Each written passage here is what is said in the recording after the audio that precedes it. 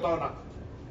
ఇలా మీరంతా సహకార రంగ అభివృద్ధికి అనేక రకాలుగా శ్రమ పడ్డారు కాబట్టి ఈరోజు సహకార సంఘాలు ఈరోజు వేములవాడ లాంటి బ్యాంకుల 150 కోట్ల వ్యాపారం చేయగలుగుతా ఉన్నారు.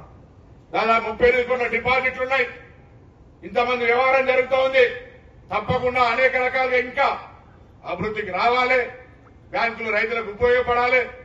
ఈ సహకార బ్యాంకులు రైతులకు ఒక ఆర్థిక భాగస్వామిగా ఉండాలనేటువంటి ఆకాంక్షను ఈ సందర్భంగా వ్యక్తం చేస్తూ ఆ దిశలో మరి తప్పకుండా సహకార రంగానికి అనేక రకాలుగా ప్రోత్సాహించేటువంటి ఒక సానుకూల ఆలోచన ఉన్న వ్యక్తిగా ఈరోజు మరి నేను ఈ సందర్భంగా ఒక విశ్వాసాన్ని సహకార రంగానికి ఇచ్చేటువంటి ఒక ప్రయత్నం చేస్తా ఉన్నా.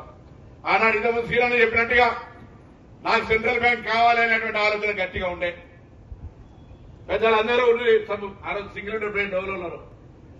కానీ నాకంటే కొద్దిగా అన్ని రకాలుగా పరపతి ఉపయోగించి మా అన్నయ్యను నాకు ఆ రోజు కీర్తిశేషులు వెంకటస్వామి గారు, సత్యనారాయణరావు గారు, రాజశేఖర రెడ్డి గారితో మాట్లాడి రాజశేఖర రెడ్డి గారు, రామచంద్రరావు గారు, ఆనాడు పిసిసి ప్రెసిడెంట్ కేశవరావు గారు అందరుండి పర్వాలేదు బిడ్డ, నువ్వు ఫస్ట్ ఒక ప్రాతినిధ్యం కావాలి, నువ్వు డీసీఎంఎస్ తీసుకోమన్నారు.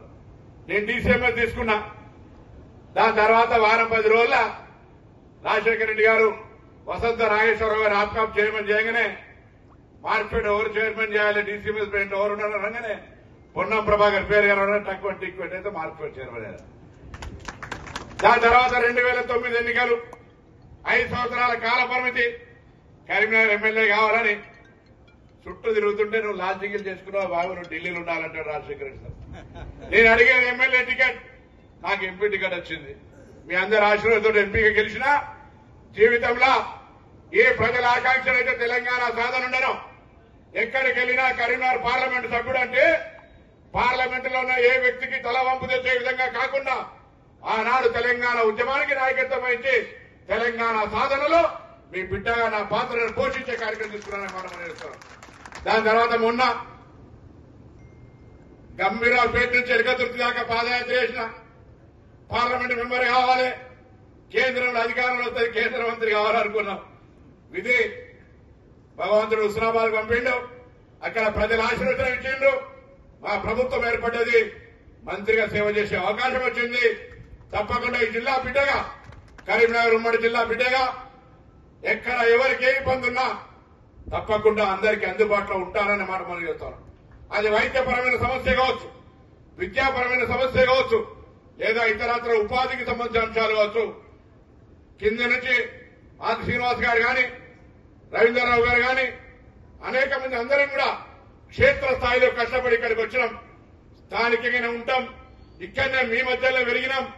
మీ కనుసన్నల్లోనే మా పెరుగుదల చూసినటువంటి మీరు తప్పకుండా ఏ ఇబ్బంది పడకుండా ఓ పూట కలవచ్చు, కలవకపోవచ్చు, జనంలో సమస్యలు ఉండొచ్చు, కానీ మిమ్మల్ని కలవద్దు, మాట్లాడొద్దనే ఆలోచన ఎప్పుడు లేదు.